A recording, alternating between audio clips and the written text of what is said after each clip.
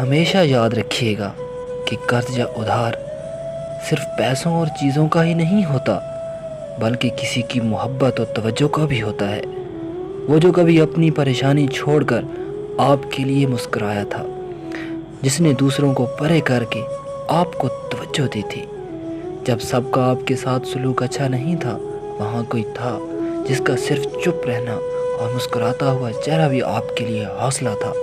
خاص کر ان کا قرض جو کسی بدلے کے بغیر صلہ مانگے آپ کا خیال رکھتے ہیں، کام آتے ہیں، چاہے کوئی بھی ہو، گھر کا فرد ہو، رشتہ دار ہو، محلے دار ہو، دوست احباب یا کوئی چند لمحوں دنوں کا اجنبی ہی کیوں نہ ہو، جو کسی بھی سفر میں آپ کا حوصلہ ہو۔ ایسے لوگوں کے خلوص کا قرض واقعی چکایا نہیں جا سکتا،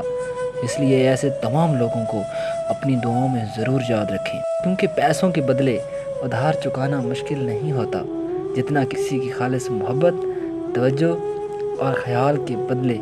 ویسا ہی سب ان کو واپس کرنا واقعی بہت مشکل ہوتا ہے،